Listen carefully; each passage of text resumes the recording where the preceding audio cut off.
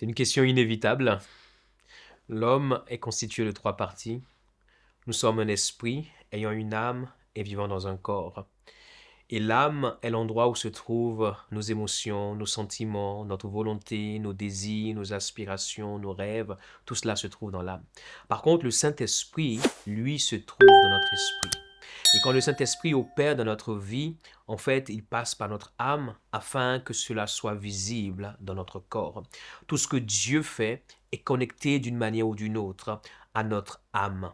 Et nous devons réaliser que notre âme peut soit être un bon canal pour la manifestation de ce que Dieu a planté dans notre esprit, ou être un mauvais canal, ou plutôt un canal contraignant ou opposé à ce que Dieu veut faire dans notre vie.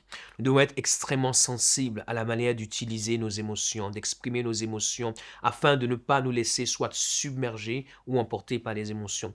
Des fois, lorsque le Saint-Esprit opère dans notre vie, nous pouvons nous mettre à rire, nous pouvons nous mettre à pleurer, nous pouvons être en joie, nous pouvons être remplis d'amour, nous pouvons ressentir vraiment une force extrême dans notre âme et être prêts à conquérir le monde. Je dirais, c'est la bonne expression de l'esprit à travers nos émotions.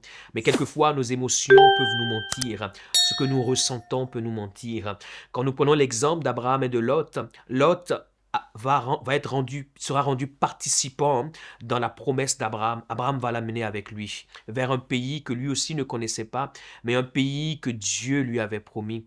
Et à un moment donné, à cause des querelles qu'il y avait entre leurs bergers, Lot va décider de se séparer de son oncle Abraham et il va choisir les terres de Sodome et Gomorrhe qui, aux yeux, et j'aimerais dire à l'âme et aux émotions, paraissait bonne, mais en réalité, c'était pour sa perdition. Dans cette terre-là, il va se retrouver confronté à l'horreur et au mal, mais il a été conduit par ses émotions, il a choisi ce qui paraissait beau, ce qui était apprécié et appréciable. Que dire d'un homme aussi grand, fort, puissant, loin qu'en son sang, un homme dont la vie était une alliance avec Dieu, un homme que Dieu avait suscité comme un juge afin de délivrer son peuple. Il va tomber amoureux, il n'y a rien de mauvais à tomber amoureux. J'aimerais vous dire, si vous tombez amoureux, tombez bien amoureux. Il va tomber amoureux d'une fille du nom de Delilah, mais cette fille était une écharpe dans son pied. Cette fille va l'amener à la perdition. Samson était né pour être un libérateur, mais ses émotions vont le conduire. Et vous savez, ce qui est assez fort dans l'histoire de Samson, c'est que Delilah va essayer par plusieurs fois de pouvoir trouver le secret de sa spiritualité. Comment? En touchant ses émotions. Et elle va lui dire à un moment donné, tu ne m'aimes pas. Si tu m'aimais, tu m'aurais dit le secret de ta force. Et à ce moment-là, parce qu'elle a touché ses émotions au niveau de son âme, Samson va ouvrir son cœur. Il y a des choses de notre vie spirituelle malgré la force des émotions extérieures, malgré ce que les gens expriment dans leurs émotions, nous devons garder un certain précaré de notre spiritualité avec Dieu. Il y a des choses, malgré tout ce qu'on vous dira, ne les partagez jamais. C'est votre secret avec Dieu, c'est votre jardin secret avec l'éternité de votre destinée.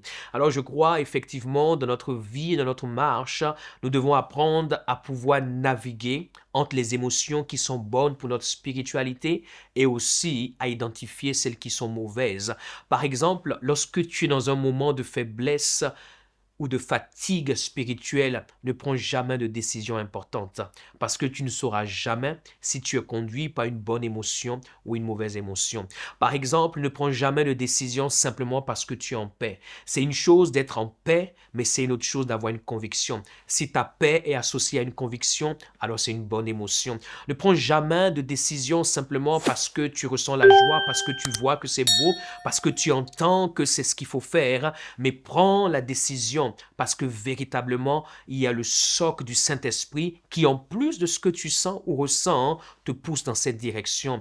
En réalité, et simplement, ne base pas ta vie sur ce que tes émotions expriment, parce que tes émotions sont entre le corps et sont entre l'esprit, et tantôt, ils peuvent suivre le penchant du corps, tantôt, ils peuvent suivre le penchant de l'esprit. Tu dois être sûr qu'au-delà des émotions, qu'il y a quelque chose de plus grand et de plus fort et de plus puissant et de plus solide et de plus stable.